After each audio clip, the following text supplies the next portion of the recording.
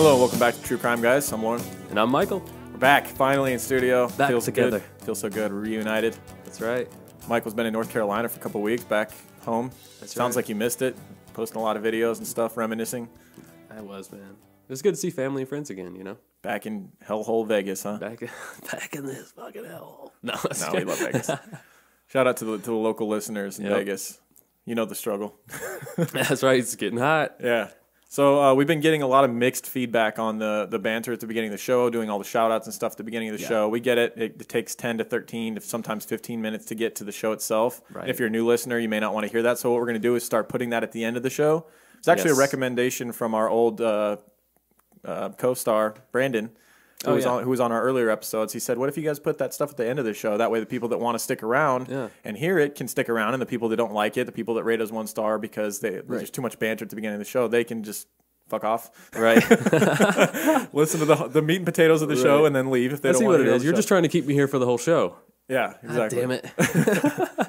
Hey, how'd you like my solo intro? It was good. It was good. It was actually pretty clever. Appreciate it. I it's like better it. with you though. Definitely. But you held it down. All right. Well, we're all hopped up on Bean Genius, and we are ready to get into this week's show. It's a creepy one, but we'll talk about it on the other side. All right. I don't think any family of my victims or anybody else that has been killed now related to 10th and McGee are going to be happy to find out that their loved one is basically written off by the police as far as investigations go, etc., because they died in a convenient neighborhood. The police knew what was going on, so it's no big deal. And that accounts for your remark to me, and I don't mean at all to make light of it, that I killed 6, but the police, by allowing this to stay open, they killed more. Yes. This has been something that's been going on for over 20 years, to my knowledge. It seems to me that you're suggesting that had the police done their job, had they followed the leads, had they really been on your case prior to April 2nd, 1988, they would have caught you, and some of this suffering could have been prevented. Maybe not caught me. Scared me off, maybe. Prevented things from happening after how? Definitely.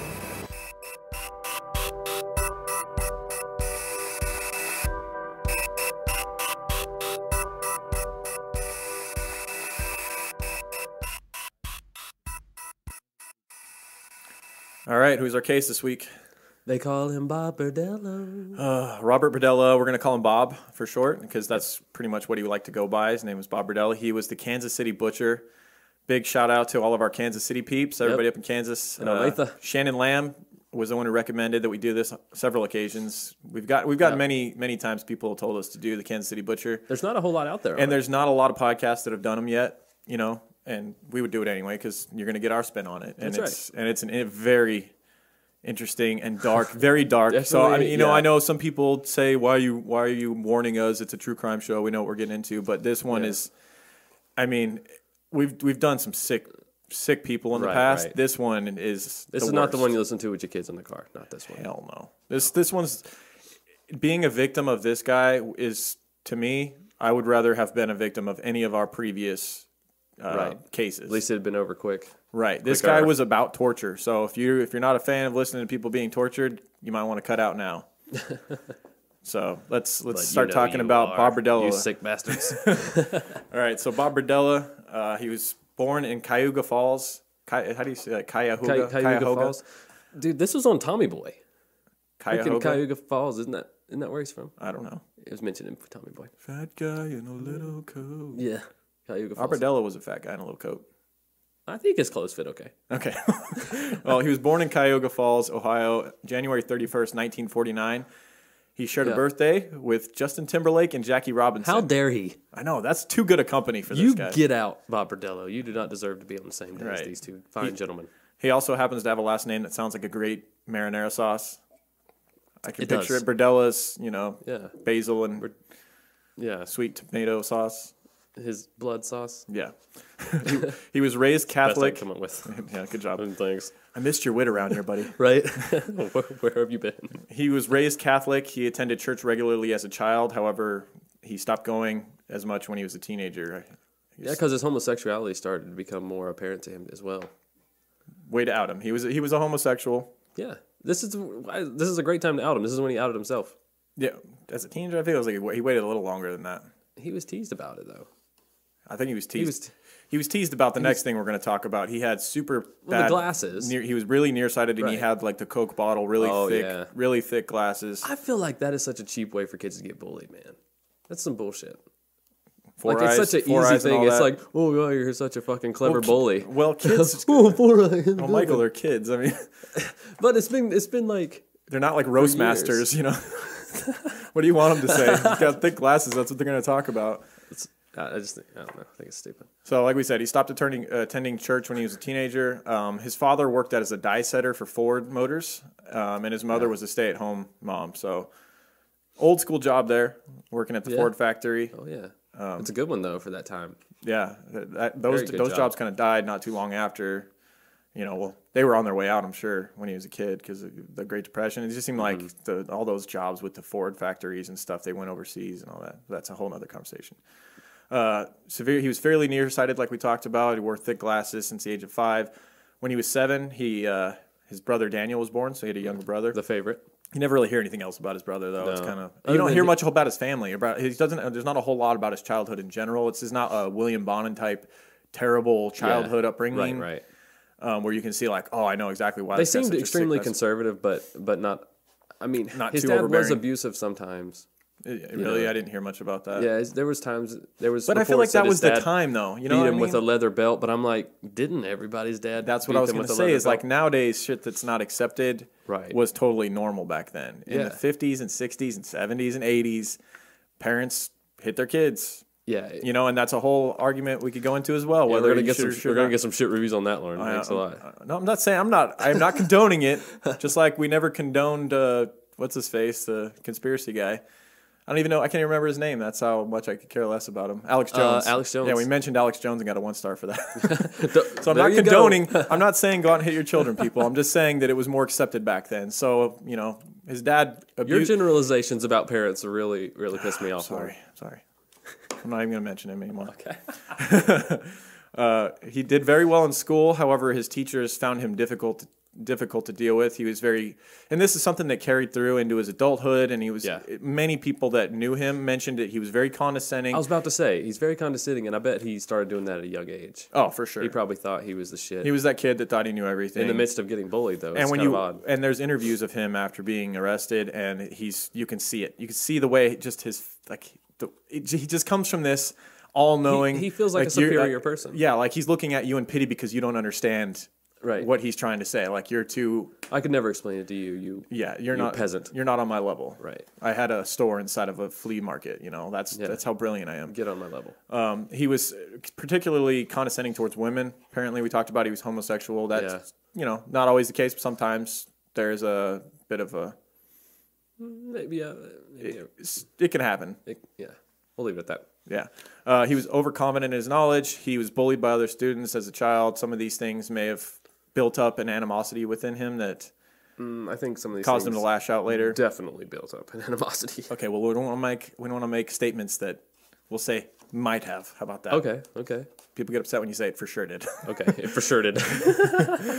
He sure did as well.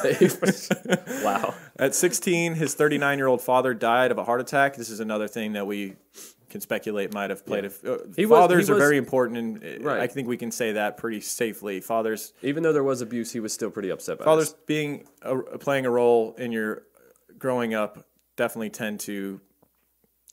Yeah, whether they're good fathers or not, speaking, just being there. Yeah, generally speaking, a father figure is important for your development into an adult.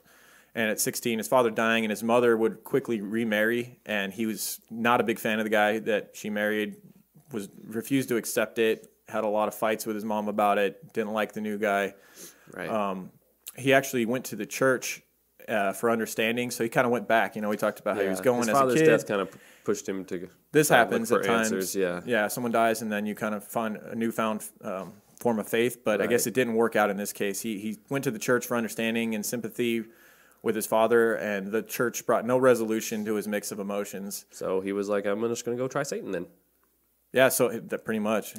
He turned and led it to his interest in diverse religions, occult groups, including He Satanism. claims to have never drifted from spirituality, but just from the Christian faith. Like he still stayed open-minded about spirituality. He didn't. Well, if you're into if you're into the occult and Satanism, right. I'm just that's saying, a form of spirituality.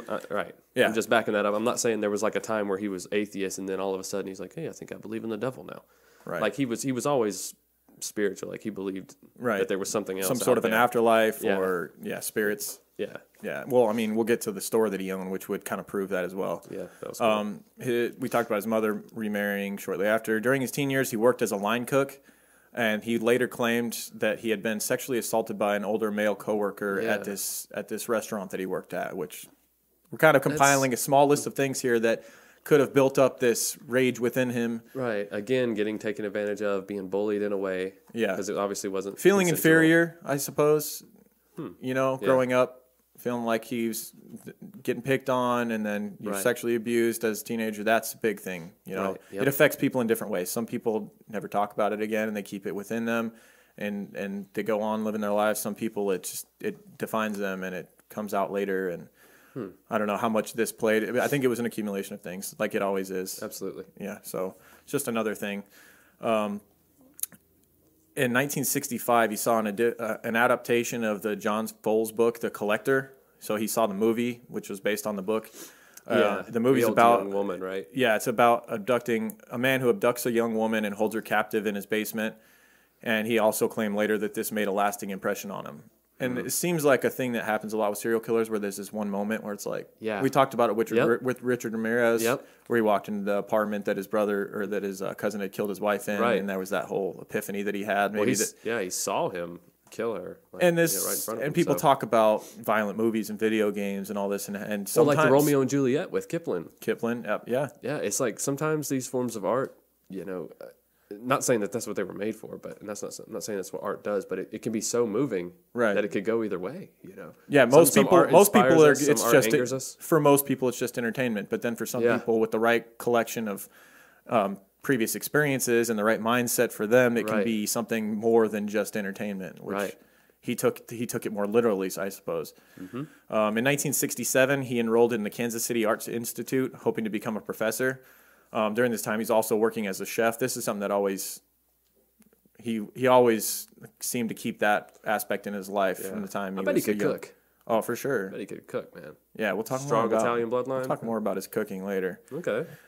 During his time in art school, he experimented with animal torture. This is a big red flag. This is pretty much normal people just don't torture animals. You just I'm just going to say that. I can pretty much say that generalization. Normal people don't torture animals. No.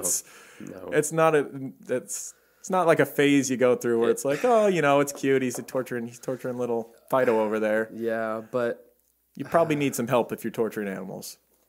Maybe. Did you torture animals, Michael? No. What are you trying to get at here? No, I'm just saying, but I've heard stories from Don't you touch my dog. older generations of stuff they did to animals, and now they're perfectly fine members of society. Example? What are you saying?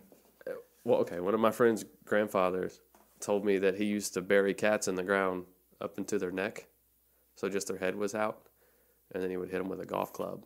So he just hasn't been discovered. He hid all the killings that he did later in life I don't know, pretty well because he's obviously a serial killer. He's a pretty boring old man with a constantly nagging wife, so I doubt she gives him any freedom to be a serial killer. There's some bodies somewhere. You think so? That he's responsible for. But it wasn't just him, it was his friends too. It's not like he was out in the backyard and was doing this by himself with headphones. Well, whoever's idea that was. Right? That's what I'm saying. Whoever idea that's that was. That's what I'm saying. Whoever contemplated it. Has some skeletons I'd like to know where they are now. Yeah. But hopefully prison. But, kids can be impersonated. That's dark. Easily. That's probably the darkest thing we're going to talk. Thanks for bringing that to the table. Sorry. That just affected me more than anything Berdella's done. The image that you just put in my head. Thanks for that. I'm sorry. Well, Berdella's that actually makes Berdella's tortures of animals sound a little bit mild, although they're still pretty damn bad. So apparently during the time that he was in art school, he tortured a duck, a chicken, and a dog, and the extent of it was the duck, he boiled it alive, which is pretty bad. It's pretty gnarly. Yeah, that's pretty bad. That's up there with the golf club. He used tranquilizers and sedatives on a dog and chicken before killing them and experimenting with them. You're seeing seeing these seeds that are planting in his head about wanting to sedate things and toy with them and experiment with them, and that's something that he would later do with humans. So around this time, he also starts abusing alcohol and selling drugs. You want to read some more about Mr. Bob Berdella? Sure. So at the age of 19, he was arrested for possession of LSD and marijuana, and this begins his lucky-ass streak with the law, dude. Another common occurrence. How do you have it on you, and you only do like 4 or 5 months? Like, it was a big deal at this time. In the 60s, this was a big freaking deal. Oh, yeah. You had marijuana on you, dude. You're going to jail. In the 60s, it seemed like the government was super afraid of psychedelics in general. Because they were afraid of, like, the public awakening and, like, seeing their corruption. All right, Alex Jones. Yeah, sorry. False flag operation. Infowars.com. But so he spent, like, what, 4 or 5 days, or was it 4? Yeah, 5 days he was released 5 days. for a lack of evidence. Yeah, how is it lack of evidence? He either has it or he don't. The police smoked it all. Oh, there you go. Now we're going to get some bad reviews about cops. All right. So in 1969, he was expelled from college after killing a dog, which, we talked about earlier that he had It was art, Michael. experimented on dogs. But he killed a dog for It was art. Art's subjective. It's what you see. He saw beauty in that dead dog. Mm-hmm. We saw something terrible and sick. Very sick. But who's to judge him for that? If he calls that art, that's art. Oh, yeah? No, lock him up. Okay. Okay. I mean, big red flags flying everywhere right now. So he was expelled, but he was like, oh, well, I'll just go and become a successful full-time chef, which is what he did next. Some countries, they cook dogs. Maybe he could combine the two. His chef skills and his love for killing animals.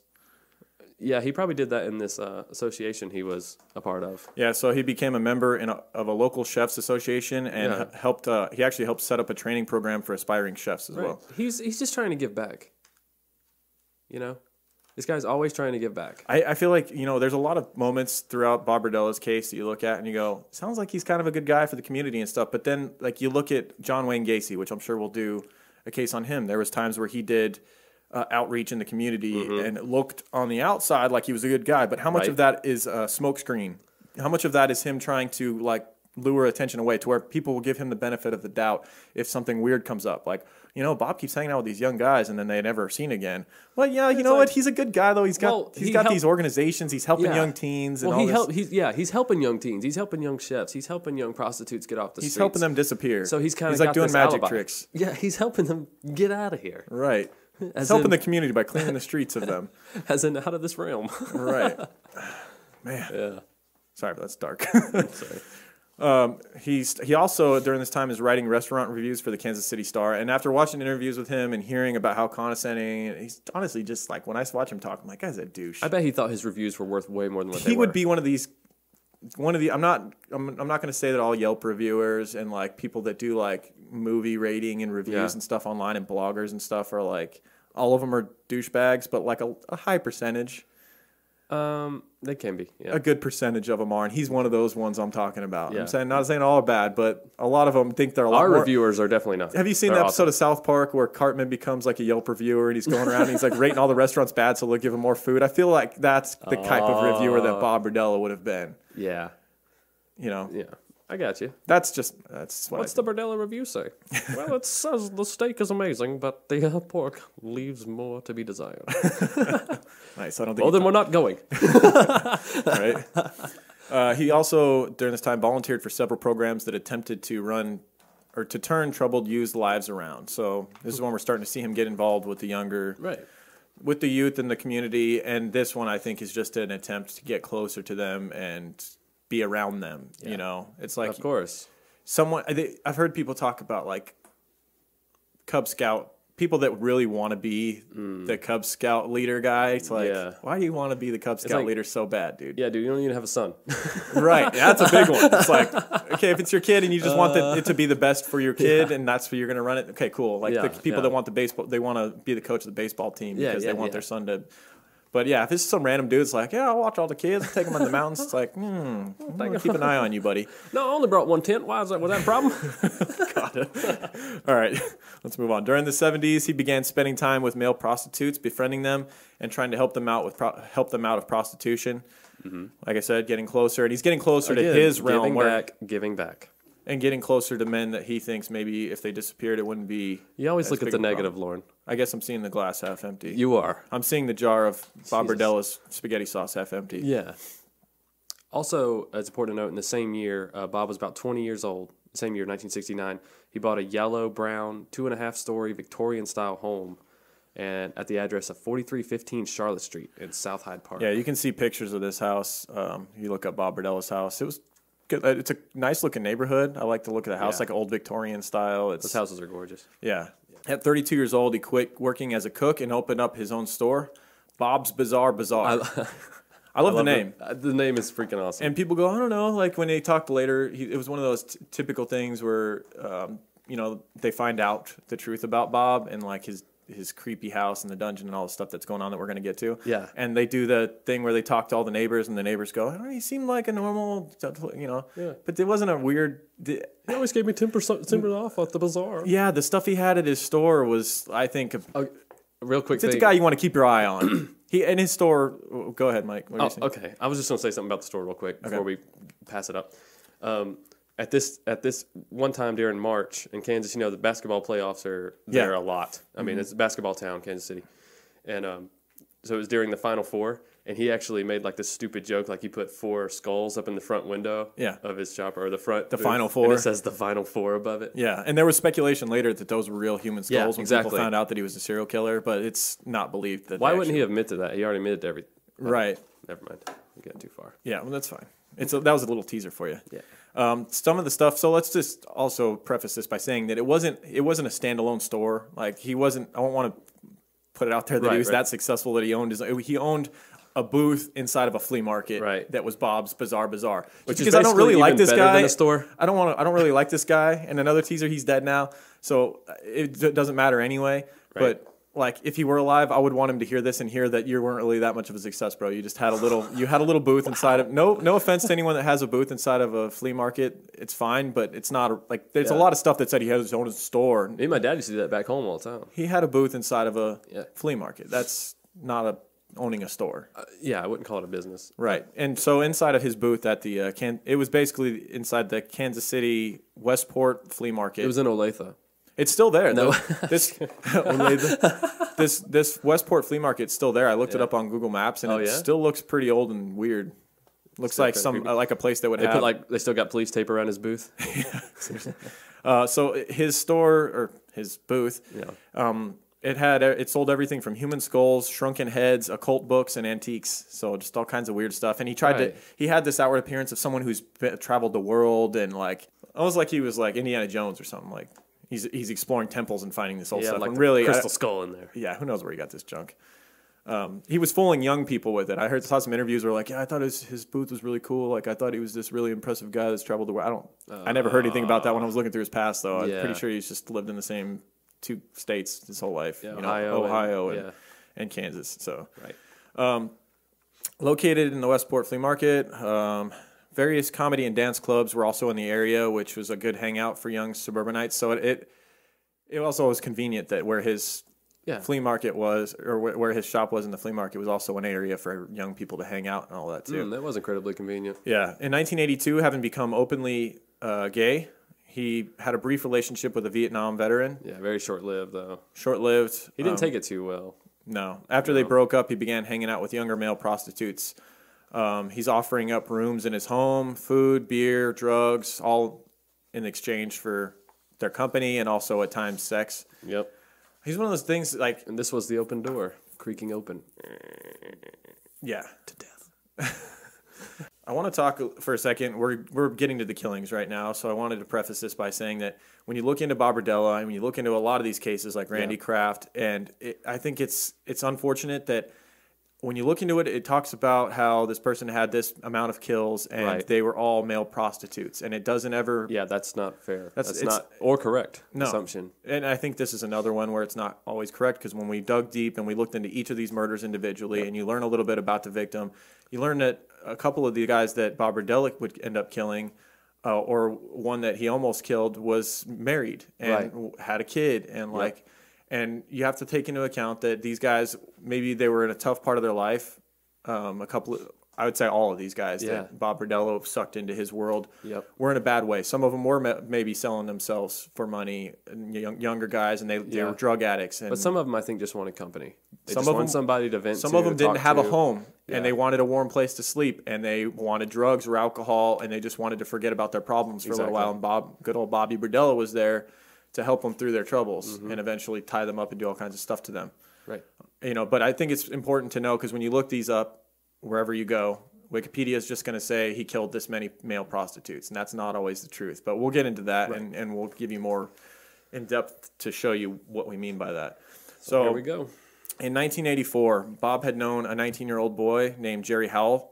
He had known him since about 1979, when the boy was 14. And the way he knew him was Jerry's father also owned a booth at the flea market. Yeah. So I guess Jerry Howell would come over to Bob's booth, and they would hang out. And Jerry also happened to be homosexual as well. And I guess they would make a lot of inappropriate jokes about gay sex and stuff at the flea market. And his dad, this kind of drove Jerry's dad. Oh gosh, hated the relationship. Yeah, everything about it. Couldn't stand Bob. He would actually threaten both of them for to stop hanging out together. He'd also heard things about Berdella he didn't like. He just got a creep vibe from him. Yeah, Berdella's a creepy looking guy.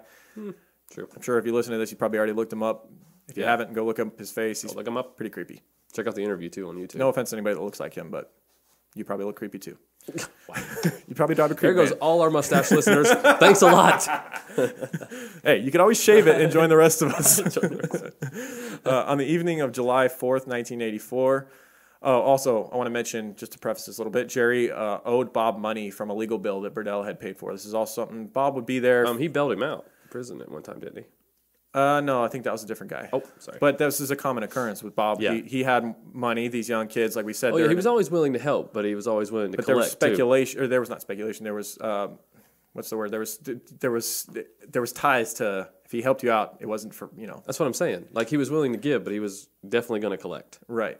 Yeah. Yeah, and so on the evening of July 4th, 1984, Independence Day. Oh, look at that. Bob picked up Howell and brought him back to his house on Charlotte Street. They spent hours drinking beers, smoking joints, and injecting themselves with various street drugs, including what a night, man. Including cocaine, which is kind of the opposite of what Bob preferred the boys to inject. You don't want them all coked up. Right. It had been months since the two had had sex. I guess Bob had been trying, but Jerry kept backing out, making excuses, and whatnot. Bob's much older. I'm sure if these young men were having sex with them, it's because they're getting stuff out of them. And eventually they got comfortable enough with him where they started using him, which is where a lot of this frustration Bob built up came from. Angry yet again that Jerry had refused him sex, feeling that he was owed between the money that Jerry owed him and all the different drugs and hospitality he'd been showing him. Right. He got angry. He then loaded a syringe with tranquilizers. He tried to tie... He didn't try. After he loaded the syringe full of tranquilizers, Jerry passed out. Right. Bob then tied up Howell's hands behind his back and spent hours raping him.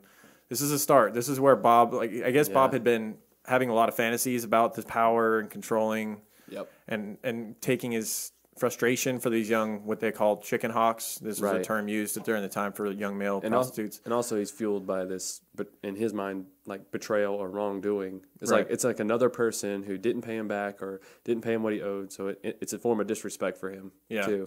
So it kind of fuels this fire that's already burning in him. Yeah, and he's also high and drunk on high on coke because they've been doing that, and he finally succumbs to his fantasies, and it's just the beginning of succumbing to these. That's right. He's, like I said, spends hours raping him. We're going to get into the sick, dark stuff that he does to these kids here. So when he was no longer able to maintain an erection, he would use a carrot and a cucumber.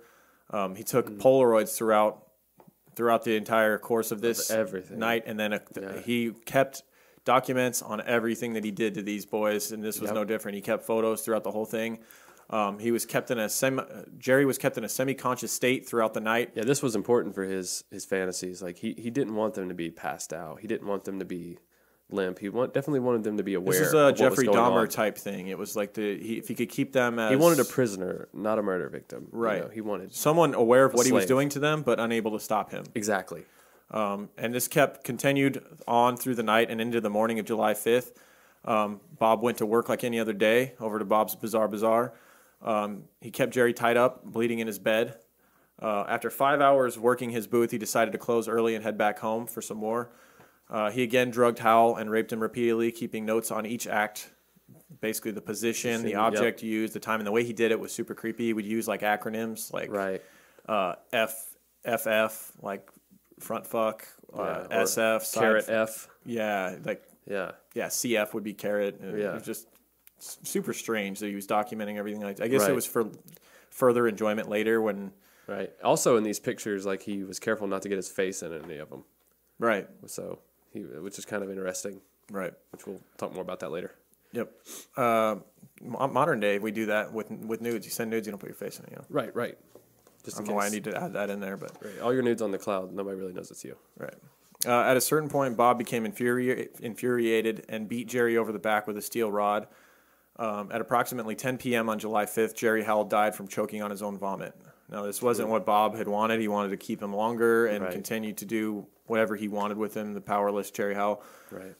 But I'm guessing from all the drugs, it was basically an overdose type situation where he vomited and he wasn't laying on his side, so it was... Right. Well, this whole ordeal lasted 24 hours, so 24 hours of being beat, drugged, raped, abused, constantly. Right. And this was this sounds awful to say, but this is like a learning situation for Bob. Yeah, like Jerry, compared to what's coming for the future victims, got off easy. 24 hours is mild compared to the future victims of... That's what I'm saying. Like, he learned, how far is too far. With each of his early victims, he is, like you said, he's experimenting and he's learning what hurts the boys the most because he starts getting off on their pain as well and learns new tricks. He... even has little inventions that he makes that we'll get to. He realizes how far he can go and still keep them conscious. Yeah. And that's why the early victims seem to die quicker because he's learning how to keep them alive longer. Yeah. Once Jerry was dead, he dragged the body to the basement where he hung him upside down by his feet. His basement, there's video of it later. Like the police go down in his basement, you can watch a video of it. It's pretty creepy. His basement was basically equipped with 2 antique pulleys on the roof. And he would attach ropes to these pulleys and tie the ends of the ropes to the victim's feet, hold them up in the air, and use that to drain the blood out. So Jerry, he hung upside down, and then he basically cut incisions and drained the blood out of Jerry's body into a big cooking pot. Yep. This is how he would get his name. The Kansas City Butcher was the way that he would precisely chop these bodies up. He would dismember them using his cooking knives from being a chef. Yeah. He would even use power tools, chainsaws. Yeah, he would use like a skill saw they would find. Yeah, we'll get to that. He also used a gas-powered chainsaw. Once the body was dismembered, he wrapped the parts in plastic and paper and plastic, put the parts into the freezer, and this is all about timing here. Early on and all throughout, one common way he would dispose of the bodies was using public trash. The trash. And it sounds simple, but he got away with a lot because he used the public trash. He would freeze them until it was close to trash day. Which helps with the decomposition and the smell. Yeah, and then just sit there and watch the bags. Just the image of his creepy face looking out the blinds. Just got one little blind flick down. Yeah, waiting for the unknowing trash man to pick up body parts from a young man. It's sickening. Screaming at kids to get away from his trash. Get away from my trash. You want to be? You want to be? You want to be next? That concerns you. You want to be next in there? You want to be? Oh God. That's one thing that, like, with this case, it grew on me as it went on. It became more fascinating because the imagery. Like, I picture his house. I've seen the picture of his house. I've seen the picture of the swap meet. I feel like I have a view into his life, and I can picture his face, like I said, looking out those blinds and watching that trash get picked up. I think on the outside, though, we all know someone who resembles this lifestyle. Right. That's just, on the outside, looks like a good guy, decent guy. That's the thing about serial killers. You just don't know. Just don't know. They could be living right there in your neighborhood. You could know one. You could be one. We could be one. No, we're we're not ones. Right. I want to bring into the fold the main area where he would go to look for these young men and pick them up, and he'd been doing it for years. And 10th and McGee in Kansas City is a corner where I don't know if this is still a popular hangout for prostitutes, if it's still a thing or not, because this is the 80s we're talking about. Right, right. But 10th and McGee was his common area where he would go, and he would eventually end up getting a reputation as a guy that you don't really want to have pick you up. Yeah. 10 months would pass before he would kill again. He would often use the documentation that he had taken with Jerry Howell to masturbate. It took a while for that high to go away for him. Yeah, the photos, the journal, all of that stuff. That's one thing that I found fascinating about Bob is that a lot of serial killers and most serial killers, they seem like once they get a taste, like they kill their first victim, it seems like it's the frequency just gets... But Bob, there was these large gaps throughout. Right. Like there was almost year layoffs at times.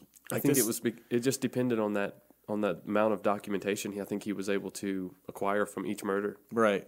And each thing and then also you think about it, the more killings he did, the more stuff he had from previous victims and things like that to kind of feed these sexual desires. Right, like his own pornography that he had made for himself. His own conquest were there at his leisure to look at whenever he wanted. Right.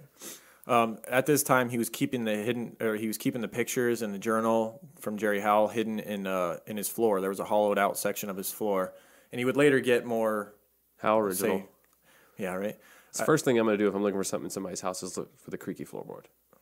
First thing I'm going to do. Really? Yeah. Okay. Well, you would have found his pictures in his journal of exactly. Yeah. Well.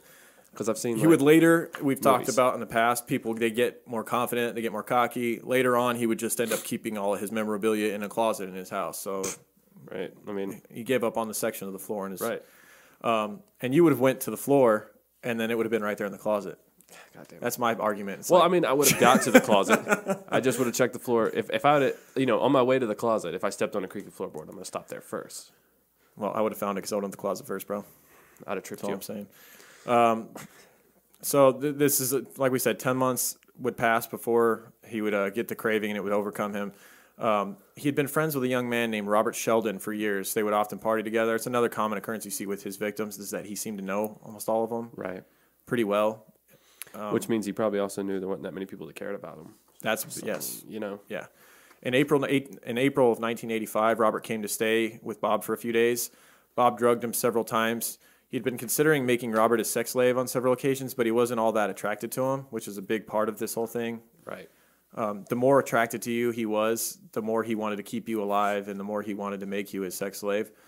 One morning, Bob found Sheldon sick on the bathroom floor, complaining of joint pains after a long night of partying, which is this is a really strange part of this story. So Bob's getting messed up. They're doing drugs together, doing all this stuff. And the whole time Bob's in his mind thinking, is this a good candidate for my sick fantasies? Should I not? And he wakes up one morning and he finds Sheldon sick on the floor, and he actually takes him to the hospital, for treatment. Yeah. He takes him to the University of Kansas Medical Center, gets him treated, gets him on I forget what they treated him with, some probably like give him some IV and antibiotics.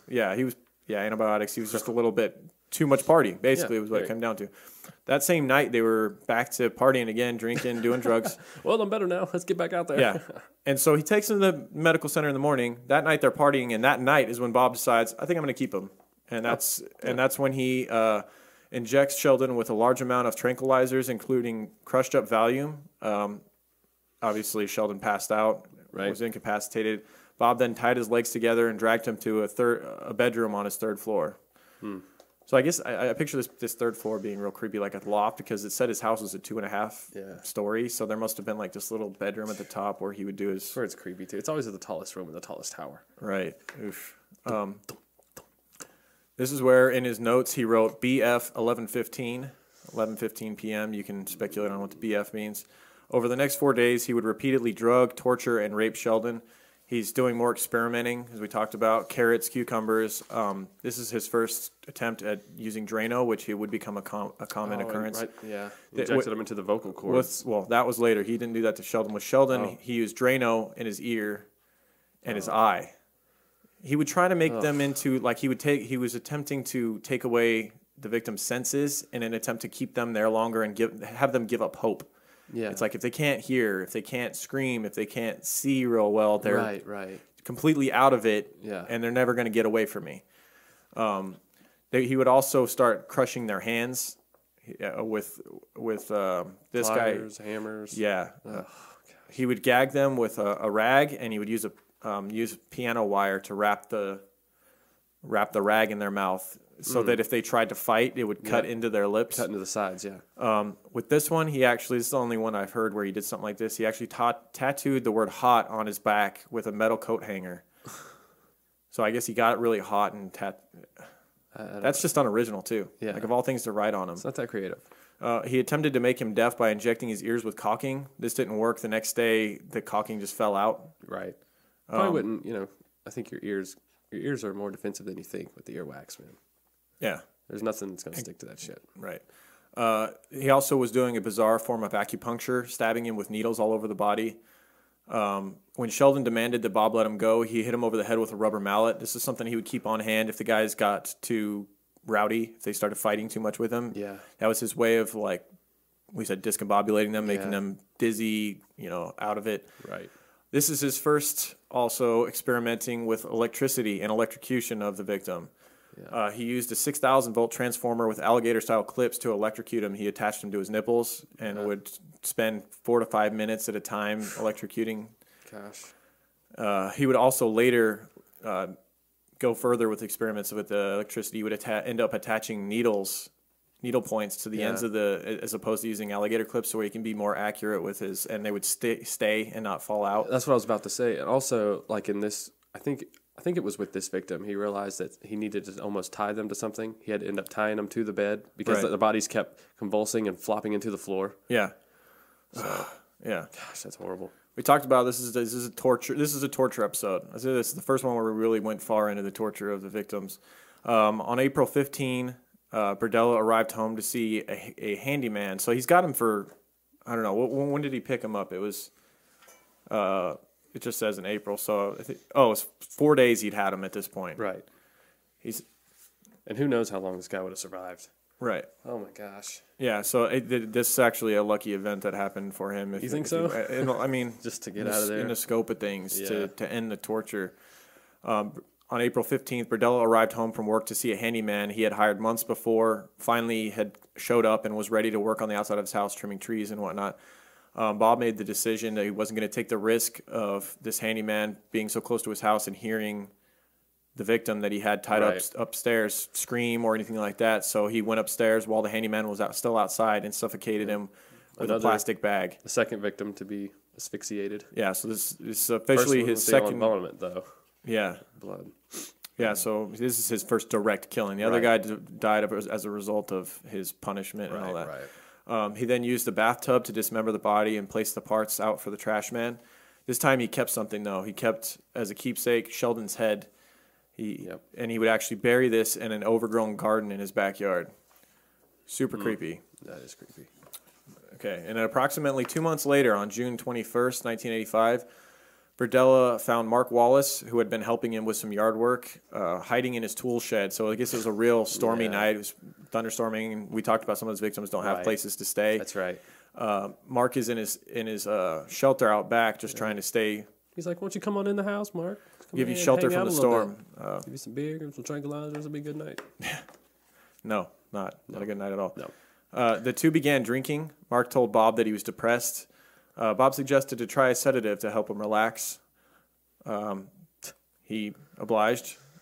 Yeah. Bob then injected Mark with a sedative, which put him to sleep, then followed with an injection of ketamine, which I've heard is ridiculously strong. Really? Basically incapacitated him, made him Bob's dummy to do what he wanted with. Bob then tied him up and carried him to the third floor, his favorite room in the house, where he sodomized him repeatedly, taking tedious notes, which he had done. And he was also noting in these how Mark reacted. We talked about his experimenting. He wants to know. He's still experimenting a lot here. He wants to know what gets the biggest reaction out of his victims, because that's what he gets off on. He gets off on their pain. After hours of abuse, as the sun was rising, Bob noticed that Mark was no longer reacting to what he was doing. So the torture went on throughout the entire night up until basically dawn. He noted in his diary at 7 a.m., no signs of life. That was June 23rd. It had been about 48 hours total that he had been dealing with this. It was a 48-hour. This guy died. He probably also died of asphyxiation or just shock. I would say shock. God. Yeah. Electric shock. He then dismembered the body and put the parts into green trash bags, which he put out for the curb for the trash men. Berdella was unhappy with this. It was also, like we talked about, he didn't keep him alive long enough. His goal was to have a long-term living sex doll. He had also had a disdain for the chicken hawks and felt betrayed by them. We mentioned that. Yeah. During this time, word had spread among the male prostitutes that Berdella had been someone to avoid. 2 men that had been seen with him on several occasions had disappeared, being Jerry Howell and the man we just talked about. He had a friend, as far as Jerry Howell's father, we talked about how he hated Bob from the start, even when his son was still around. And once his son disappeared, Howell's father was hounding the police, saying, for sure. Look, I know Bob Berdella has something to do with this. I know he was the last person to see my son. I already didn't like the guy. And Jerry Howell's father actually had a friend on the police force by the name of Charles Nooner.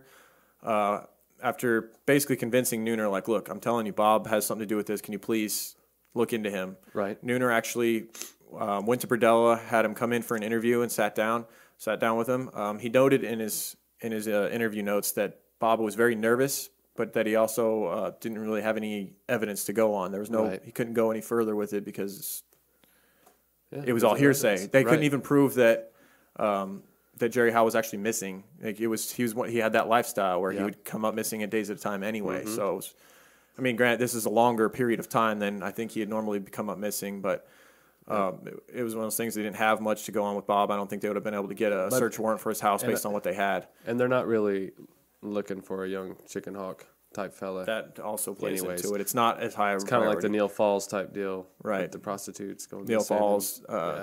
Same with Randy Kraft's victims. Yeah, Randy Kraft. Yeah, some prostitutes. Nooner also interviewed a young chicken hawk named. I hate using that term. I'm not going to use it anymore. It's one of those. The book we read talked a lot about it. Use the word chicken hawk a lot, but it's kind of. I'd never heard it before. It's just young men that are until the book. I'd never heard that before. Really? Yeah. Well, Nooner also interviewed a young man named Todd Stoops. Stoops said Bob may have given Jerry a hot injection, and Jerry may have overdosed. So it's also something the police are considering as well as an overdose.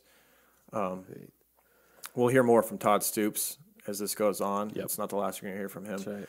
In the winter of 1985, Berdella had another run-in with police. Bob had sold drugs to a man named James Ferris, and the police came to question Bob about the selling of drugs. He assumed Ferris had set him up.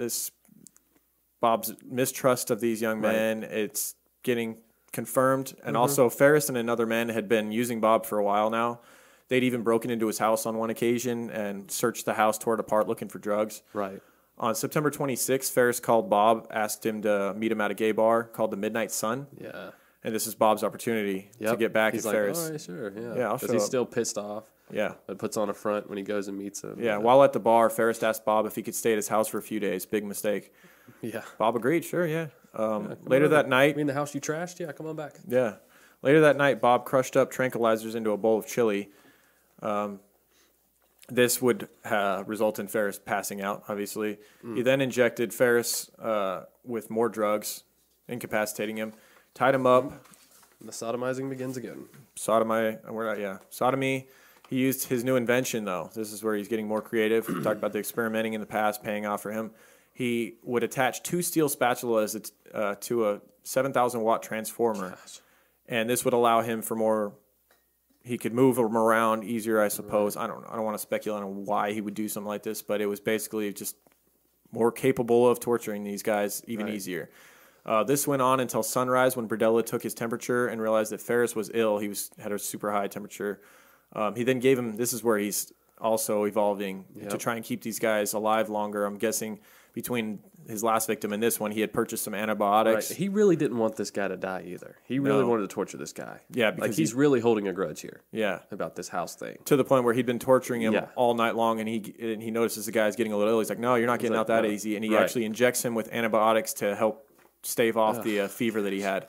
The abuse continued throughout the day, and Ferris finally died around midnight the following night.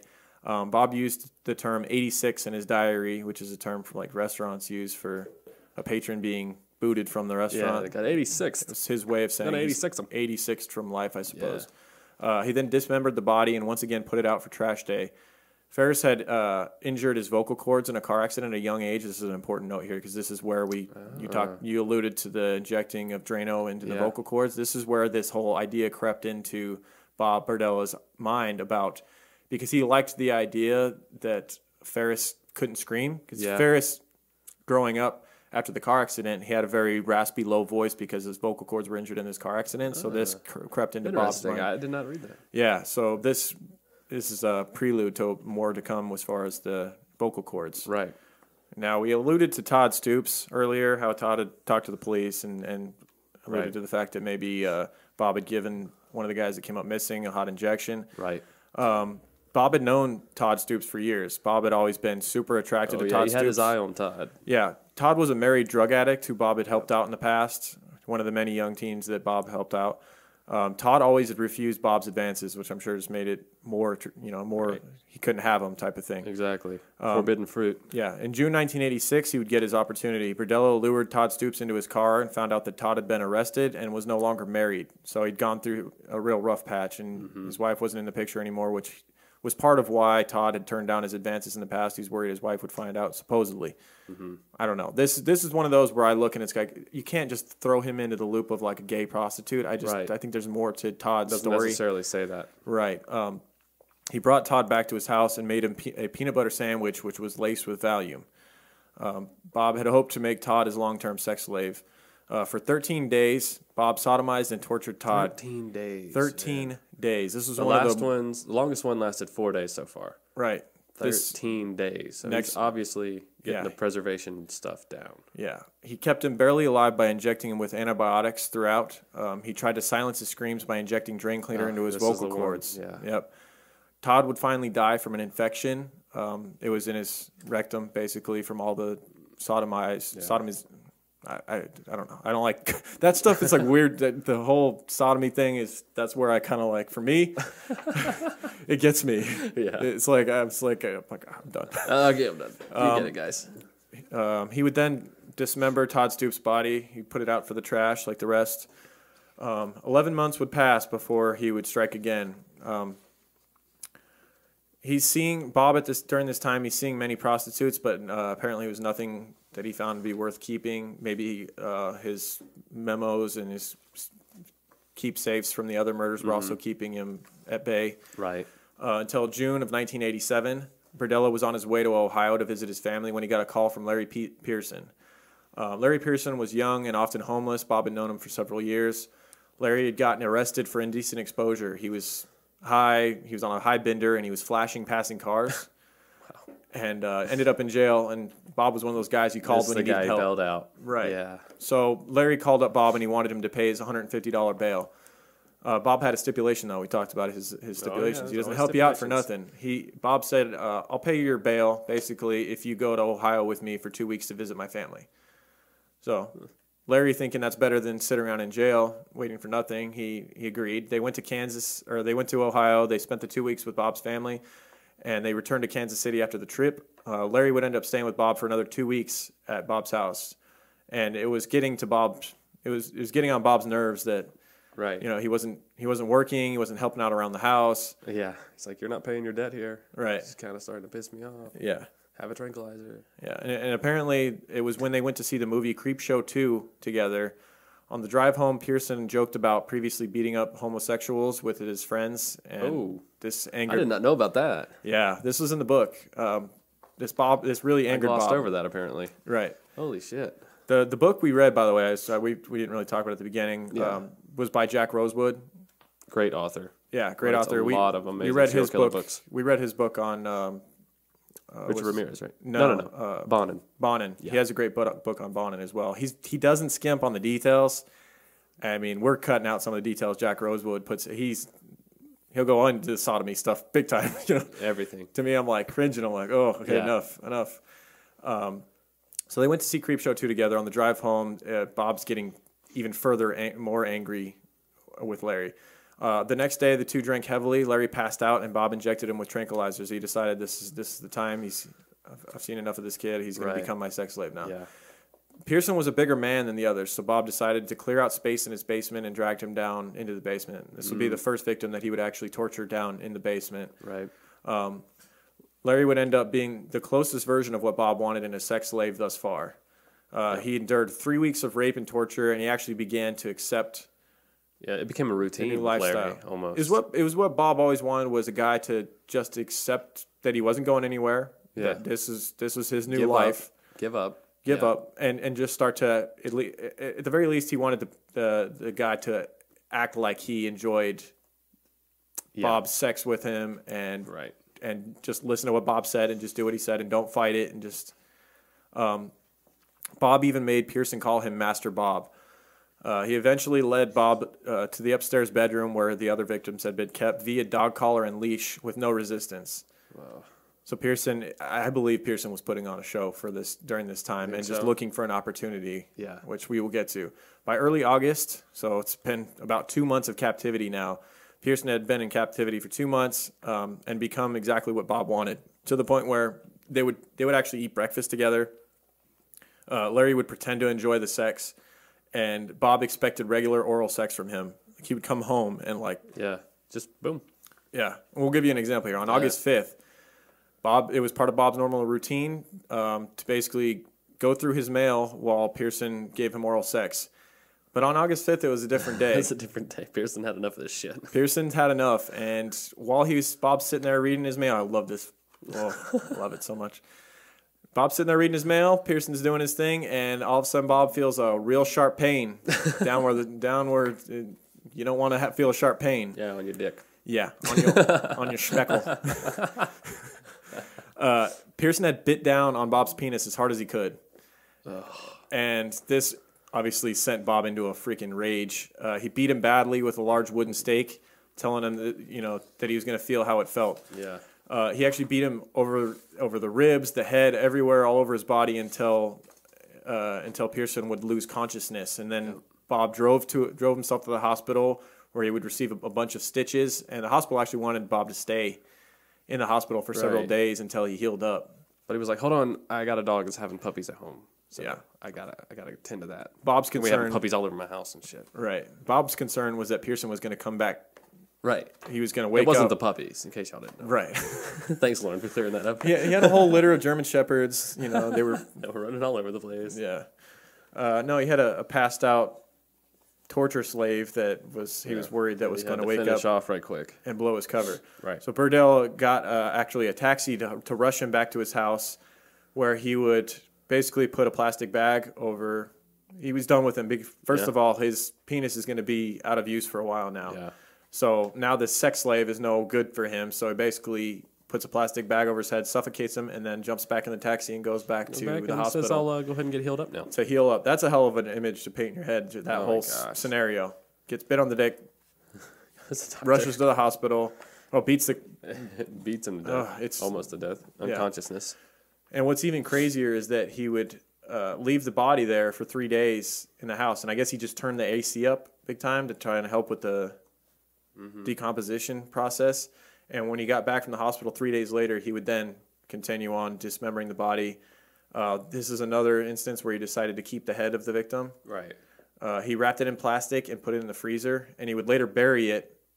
And when he buried Pearson's head, he would actually dig up Sheldon's head, which he felt had been, I guess, buried long enough to where he could then work on stripping it of any decomposing flesh, hair, skin. Right. He would end up putting it in a bucket with water and just rough. He pulled the teeth out and kept them in bags. And he's adding this stuff to his little collection in this closet of dead memorabilia. Right. It makes you wonder if he was going to start putting this stuff in his Bob's Bazaar store. That would make sense. It makes perfect sense if he was going to start outfitting. Once it's cleaned completely, and then you sell it to somebody else, and it's like, can you imagine a booth in a flea market filled with body parts from a serial killer's victims? Where did he get the stuff before this, though?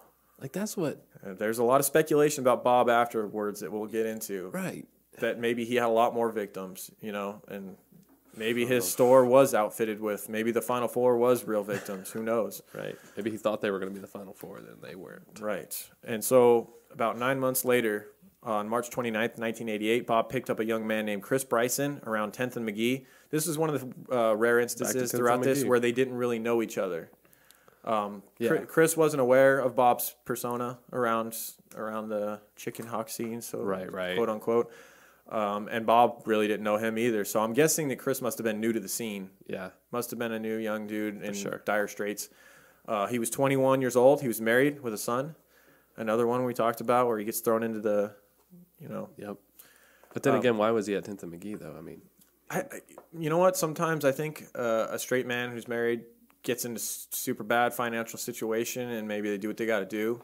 I don't know. Maybe. They went back to Bob's place to party, drink, do drugs, etc.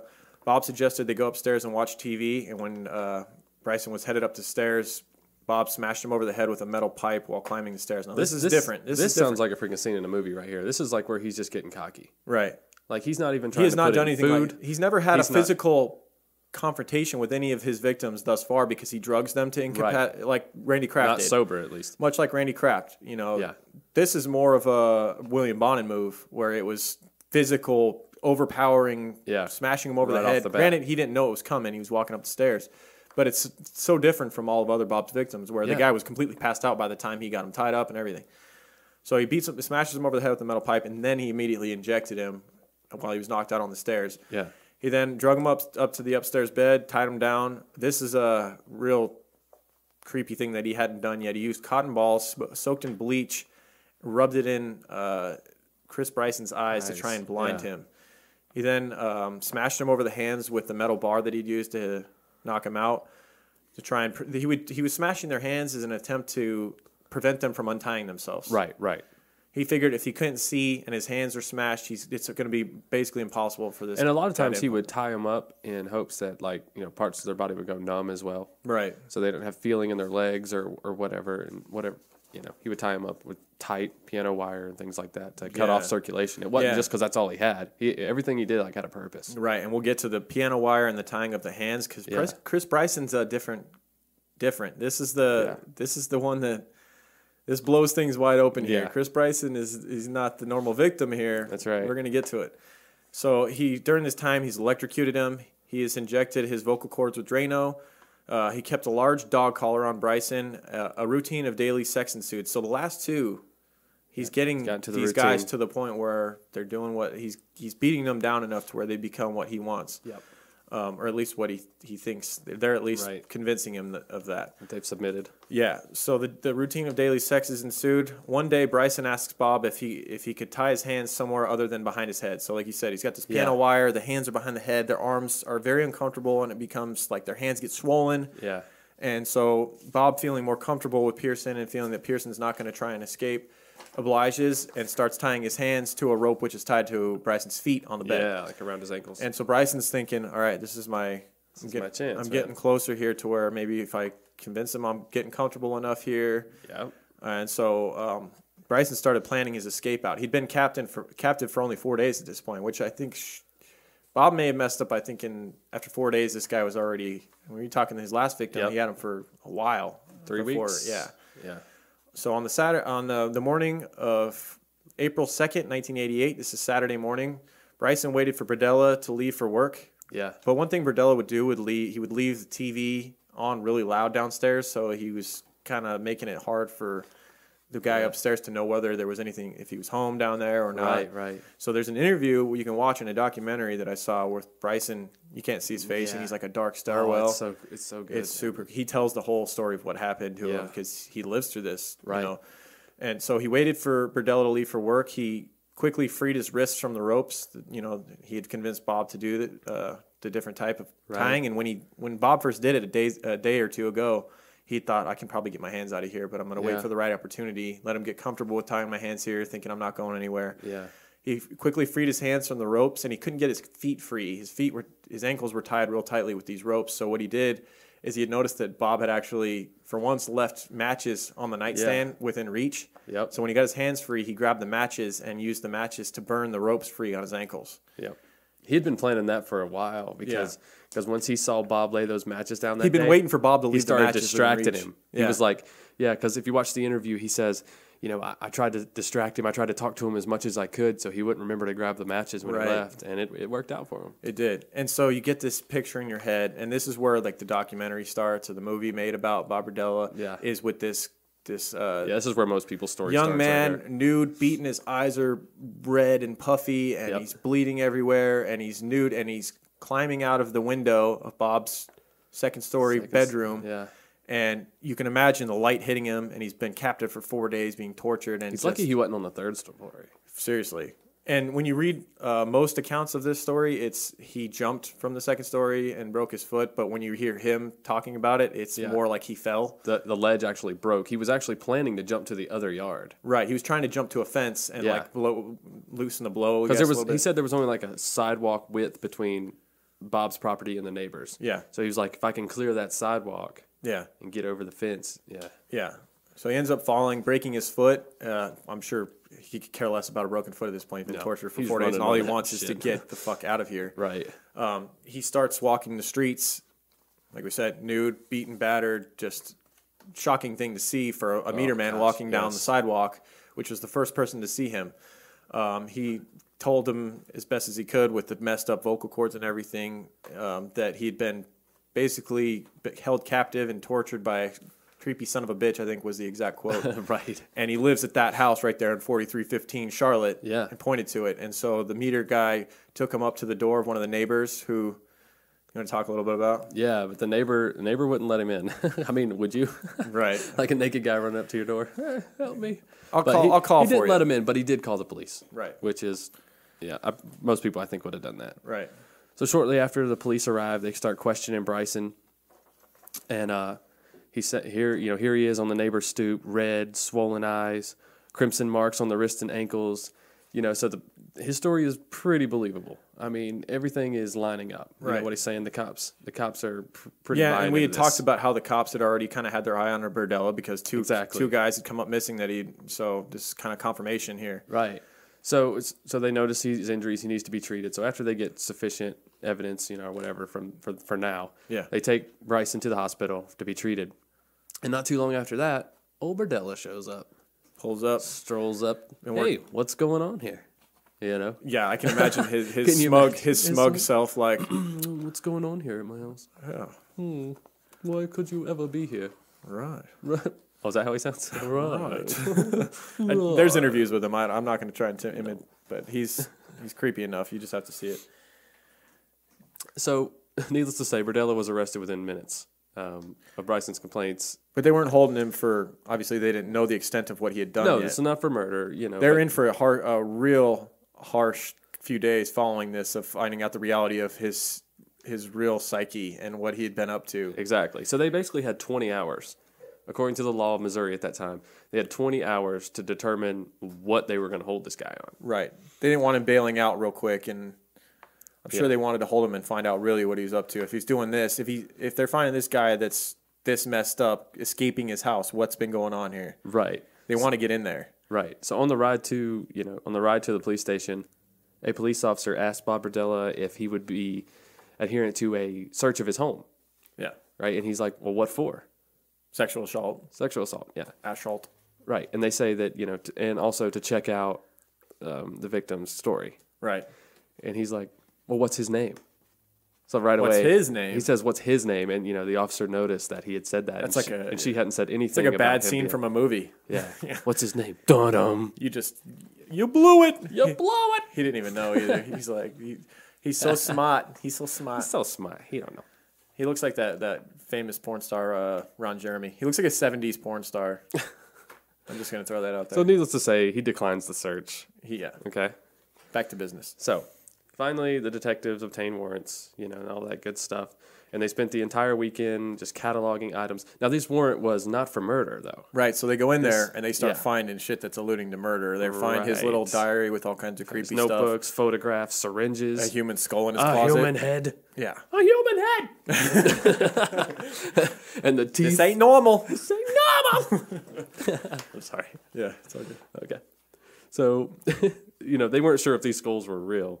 Right. But that gave them a shit ton for a murder warrant here. Yeah, they find a battery with fucking metal spatulas attached to it, and like a bed where people have been tied down. A guy's freaking saying he got bleached in the eyes, and right. So they go and get more warrants for murder's not a far stretch from the stuff they're finding. No, not far at all. No.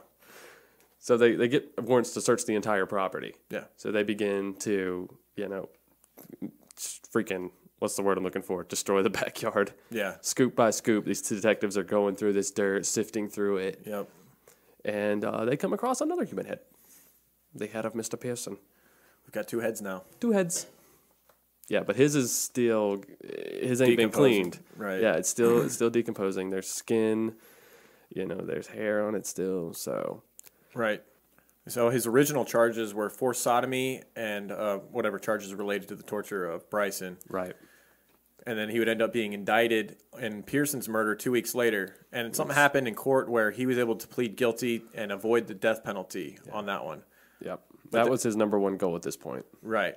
And then he was later indicted for this on Sheldon's murder when they found the other skull. So they really only had murder cases like that they could prove in court where he kept something from the body because all the other victims he was real efficient in getting rid of any evidence there. Exactly. They're pretty sure these guys are coming up missing. But they wanted to get him for a lot more at this time. I mean, they were like really putting him through the ringer. They had his investigation. They would have him like take pictures in the positions of. Well, they found over 200 photos of these different boys, and so they knew he had killed more than just the 2 that they had the heads for, and they wanted to know what had happened. They wanted and he wasn't going to give it up for free. He doesn't do anything for free. We know that about Bob Berdella. That's right. And so basically what he does is he ends up getting a plea deal for himself and gets out of the death penalty, which is unfortunate, but he offered a full confession for the life sentence, guaranteed no death penalty. So what he said ends up sitting down with the interrogators and gives up every detail and explains how his codes work for his acronyms for his different sexual positions and everything. And he loved this part too. Oh yeah, he's getting off on it. He loved just looking at the shocked faces. And the police had to sit there and listen. Yeah, the police would later say that they hated the fact that he got this plea deal and they had to sit there and listen to him joyfully tell these stories of the sick shit that he did. Just sitting, yeah. Ugh. He felt like he won, which bothered them, I'm sure. So he was also kept in protective custody during this time. He sued lawyers who represented him, filed lawsuits against Jackson County. He was just doing anything at this time. Right. He was just reaching, grasping for anything. And some of the audio of him talking we'll play during the show is one interview that he ended up doing with like a reporter, and he was smug throughout the whole thing. He was talking about how the city had made him into this monster, and it was just so asinine. And it's like, and then the interviewer was like, he did a good job. He's like, well, would you not agree that these acts that are, that you admitted to were heinous acts? And he's like, well, I wouldn't say they weren't. And it's like, it's kind of like the Eileen Mornos thing. He was trying to pass blame onto the police as well because he said they should have caught him earlier. They should have put pressure on him earlier. He's like, I would have stopped. He's like, well, they wouldn't have caught me. There's his cockiness coming out. Right. They wouldn't catch me, but if they could have put pressure on me, it's like you were interviewed for a missing persons case and suspected of murder, or at least someone coming up missing. Oh, for sure. That was pressure. And then you went on to kill more guys. So, you're a liar. You're a piece of shit. Right. Like I said, it's a lot like Eileen Mornos kind of pushing that blame over. Yeah. Like, the cops didn't put pressure on me. They didn't. They wanted me to keep killing. They knew I couldn't control this. And, they weren't putting any pressure. Yeah. It's crazy. Yeah. In early autumn of 1992, he wrote his mother saying he felt yucky. Oh. Really? I didn't see this. Yeah. Yeah. That was quoted. That's how he felt. Like, he's starting having chest pains. But he was known to have heart problems. His existence is yucky. I mean, that's a good way. That's honestly the nicest way I could describe Bob Berdella. He was just very elementary. Yeah, a yucky person. Very PG. Yeah. Good deal, Lauren. You're a yucky piece of shit. You're cocksucker. Now see, you went R on that one. you just went straight from PG to R. All right, go. All right. So, like I said, he was having chest pain, but he was known to have like heart medication and things. He looked like a walking heart attack. If you see the guy. Didn't his dad die at 39 of a heart attack? What did his dad die of? Heart attack? Yeah. See, I mean, it was genetic. Yeah. He probably had a heart condition from genetic birth and a lot of hoagies. I mean, a lot of. Yeah, I doubt the guy was eating organic. I'm just saying. No, he's eating that sausage and peppers. Hefty spaghetti. Yeah. The hearty shit with like 5 different types of meat in it. All the sausages. Yeah, all the sausages. Okay. So anyways, October 8th, 1992, he started to complain of chest pain and ended up dying later that day of a heart attack at age 43. And he would end up claiming that there was during a little There's period where conspiracies about this, about his death. He was trying to say that not giving him his medication or, which, good. If they didn't, I'm glad. Fuck him. He's got off easy, if you're asking me. Well, he really did. He only spent 4 months. I hope that heart attack hurt, you piece of shit. Wrapping up this case, I wanted to talk a little bit about there's aftermath. This is a big deal. This is one of the biggest crimes, not like the biggest serial killer name from Kansas City area. Yeah. And it's funny kind of seeing in this documentary I watched about how they had kind of a real dark sense of humor in Kansas City. I don't know if it's like just a theme there or if it's just maybe a small group of people making a lot of noise. But, there was a local DJ who made a song. They called me Bob Berdella. Oh, yeah. Mike was thinking about doing his own rendition of it. Yeah, I might put it at the end of the podcast. Because we talked about maybe playing the song on the show. Bit of it. We talked about maybe the idea of playing this song. Yeah. Lauren had a great reason not to. I was like, the guy, the radio DJ from the 80s that made this song, They Call Me Bob Berdella, probably has not a whole lot better to do than to sue a podcast for playing his song without the rights. Exactly. So if we do it, Mike will make his own version of it maybe for the outro. Yeah. Stick around and see. Yeah, there was the radio station was also calling for people to come to parties wearing dog collars. There's been a ton of like just jokes. Bob Berdella's like a big joke too. He did. Maybe that's why they did it. I hope they did it because he hated his ass, man. That makes it so much better. God, he hated it. Yeah, he hated people making a joke about it. Still being made fun of, those douchebags. I do all this shit and I still get made fun of. Can't get any respect. Can't get no respect. His house would end up being completely demolished because I guess there was like a millionaire guy that owned the property and Bob was renting it from this millionaire. And so the guy decided to just tear it down, and what they did was pretty cool. They split the property in two and gave it to the neighbors of Bob. On each side, they got half of his property. Cool. Unless you got the spot where the head was. Although I call them accomplices. I know they heard that shit. Right. They heard those screams. No, they might not have. I'm not jumping to that. They're probably good people. Probably. They probably helped them with Bob work and stuff. Bob was giving them cases of Berdella sauce. Oh, but shutting them up. Well, thanks. Giving them that hush sauce. It's probably their thinking drug dealer. Right. You got any final thoughts on Bob Berdella? His interesting one. It was dark to look into the torture that he was doing. I mean, some of the worst shit imaginable he was doing to these guys. And if we made any light of that, we're sorry for making light of torture of young innocent men. No, we don't mean to disrespect the victims in any way. Right. That pretty much the worst guy to have in his custody, I think, of all of the criminals we've gone through. Yeah, so far. Guys and gals, it's the worst. I mean, Bonin was brutal, but it was going to be over within, within an hour for sure, probably less. This guy, I mean, there was months at a time he was holding these guys. Mm. If you got off in 24 hours of torture, you got off lucky, know. So. Yeah, you're talking about a killer who, if you died of your own vomit, you got lucky. Yeah, that's just it's dark, man. That is dark. Well, so if we hope you enjoyed the Bob Berdella episode. Now, if you're one of the people that don't care to hear all the shout-outs and stuff, go ahead and take off now. Then go ahead and get out of here. We're going to talk for as long as we want about our awesome listeners and the true crime community and the people that rate us and review us and to also tell you about our awesome sponsors like Being Genius. Being Genius. How do you want to start? You want to start with the sponsors? Let's go and get the sponsors out of the way. All right. Get them out of the way. I don't know, man. Get them in the way. Sponsors are my favorite. Oh, okay. BeingGenius.com. You want to tell us a little bit about Being Genius? We just had some Being Genius coffee today. That's what I want to talk about. It is pretty delicious. That was some of the best coffee I've ever had. Oh, really? The one bag. We did the what's it called? Taste. Yeah, it's like a taste test. They send you 3 bags, and then you decide which one you like the best, and then you tell Flavor them. Flight. Flavor Flight. I just Okay. remembered it. Okay. Because I don't have my paper in front of me. All right. So how much of this advertisement are we doing here? Here it is. BeingGenius.com. The first delivery is called the Flavor Flight. That's what we got. We've tried 2 out of the 3 flavors. After the show ends, we're going to try the 3rd flavor and send our feedback. Once you send your feedback to BeingGenius.com on the Flavor Flight, they determine your palate, and they start sending you coffee monthly that fits your taste buds. How many Flavor Flights do they have? They just have one? I think it's one. It comes with 3 coffees that they choose, and then it's, like we said, there's no brand name or nothing, so you can't get any biased. They're not even named anything. With ours, it's like a dark circle, a white circle, and then a white circle with a dark spot in the middle. And then you try the 3 different flavors. You send your feedback. We liked the first one, the all white circle so far the most. Yep. We still got to try the other one. Yep.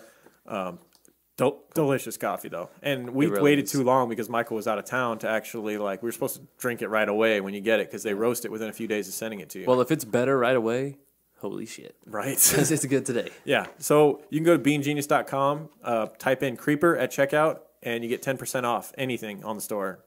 You can do the Flavor Flight, save 10%, or you can just go. They've got a large selection of the top coffees. Like they are very picky with their coffee. Oh yeah, selection. So you're getting good shit regardless. So go over to beangenius.com, type in the code word creeper at checkout. Our Kicker Audio. The Creeper giveaway. That's where I was preemptively talking hashtags. We're coming down the stretch here, man. We're down the stretch. The very next episode we will be announcing the winners. Michael was talking about the possibility of maybe doing a drawing. So like we pick our favorite. We pick our favorite, our number absolute. That one's favorite. a guarantee. Number 1 seed. They get headphones. I already got one in mind. Okay. Well, anyways, they get headphones. Boom. Yeah. And then every other participant's name will go into a hat, and we'll do the drawing. For the that way, everybody that participates has an equal chance. Right. Even if your submission sucked. Right. Which none of them did. None of them did. You're all amazing. Lauren. So, yeah, I think that's fair. And you took the time out of your day to hashtag this send us to help us. To work on something, send us a picture. Some of the people put a lot of time into it, man. They did. They definitely deserve to all be considered. There's too many. What we're saying is there's too many awesome ones. We can't select two. We're going to pick our favorite. And if we had more headphones, I would literally send them all to all of you. Right. Literally. Kicker Audio. Send us some more. Send us some more. So, but also on kicker.com, you can go there and just basically any audio needs that you have. They got a lot more than headphones. They car audio, subwoofers, amplifiers, speakers, power subs. Living Loud, stuff. They've been around since 1973. You know about them. We don't even have to tell you. Right. But we really appreciate them sending us headphones, and you might be getting some sent your way real quick if you send us a hashtag Creeper giveaway on Instagram, Twitter, Facebook, whatever you do. Send us your creepy pictures. And we want to thank the people that submitted us pictures this week. That's pretty awesome. Thank you guys. All right, let's get some iTunes reviews. Broke over 100 now. It's pretty awesome. We really appreciate you guys taking the time to go, even if you just click 5 stars and you don't write a review. But if you write a review, we read all of them. Yeah. We're very thankful. It's awesome. We're not going to read all of them to you guys. There's too many. And a lot of you guys write out really long stuff, which, like I said, we enjoy. Yes, but we can't read it all on the show. So we're just going to bust through these. We got Devin from Canada. Said really enjoying the show, so thank you. Oh, yeah. And Azarel 0423 from the U.S. She said it's just two friends talking true crime. Talking TC. Talking TC. X Haley said from the U.S. or X Halsky said, give me more. Nice.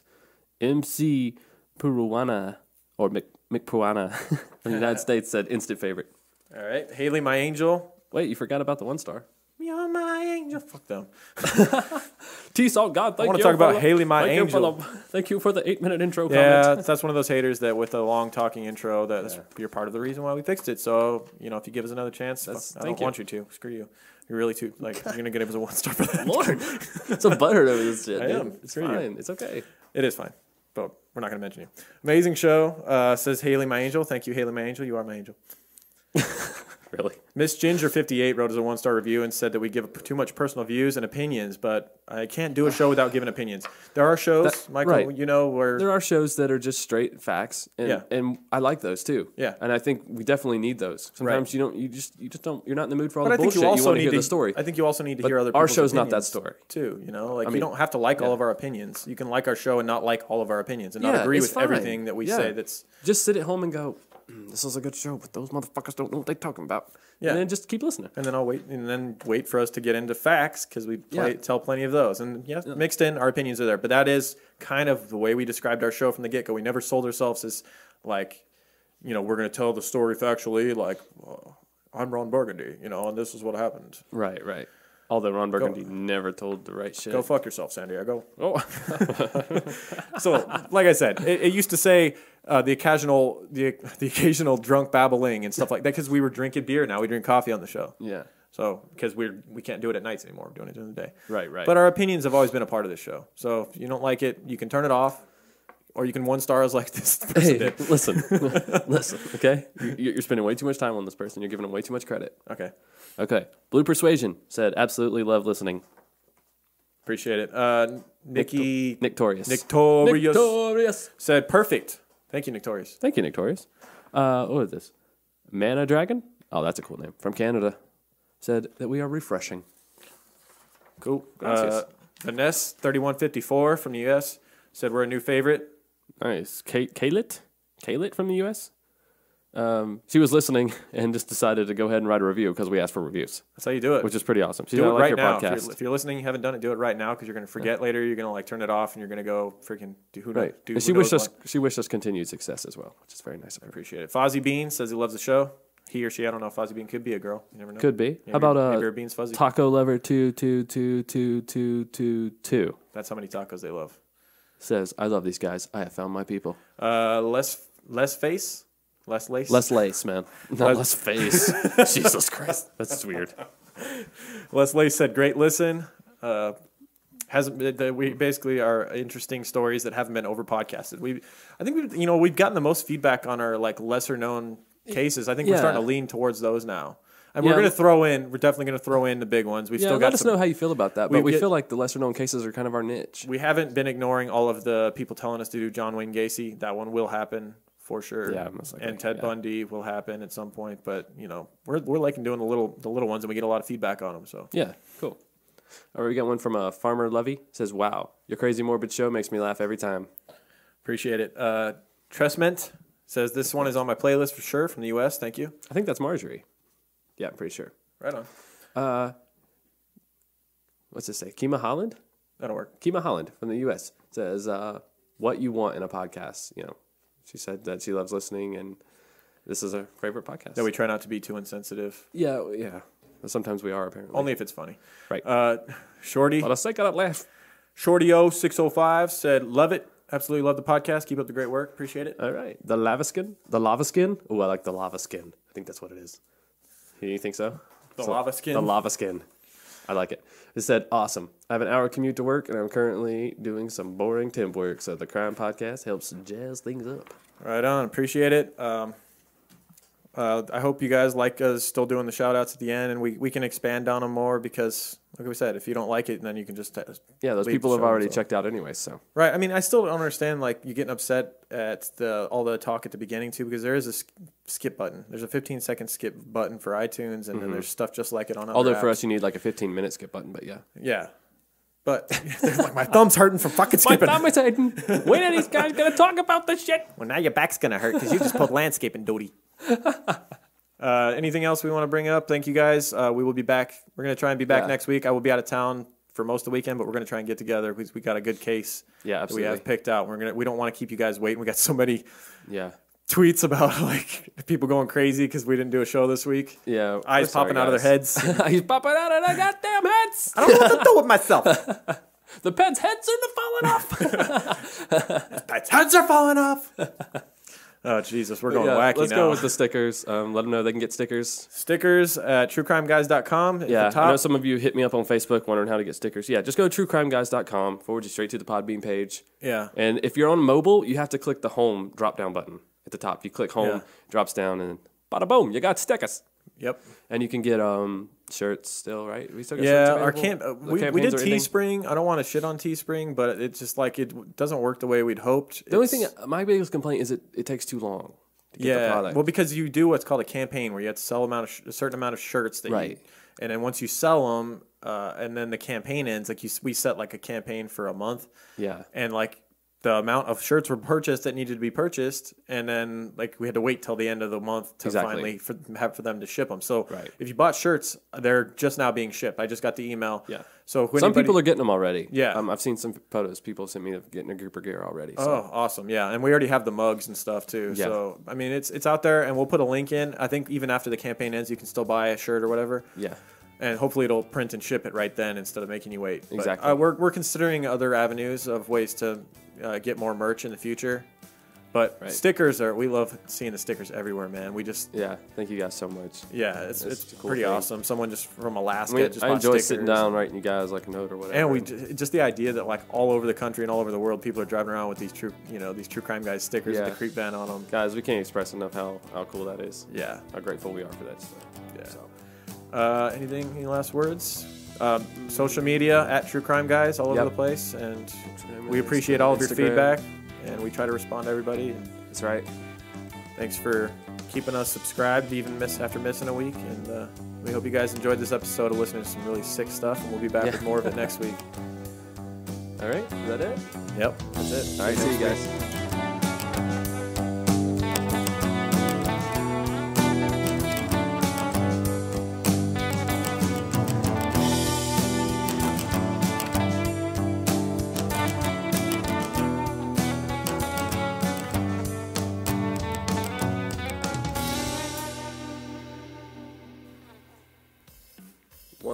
2. They call me Bob Berdella.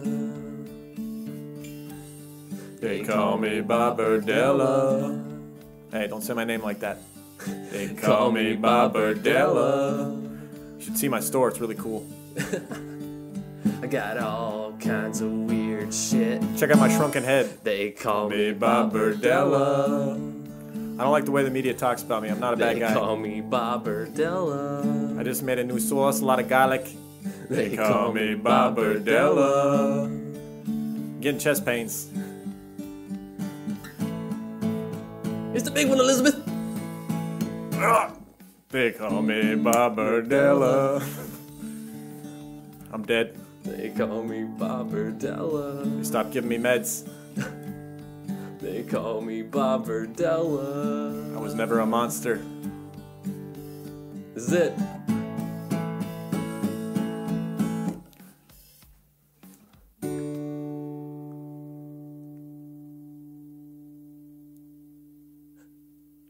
Why are you staring at me? I thought you were going to say something.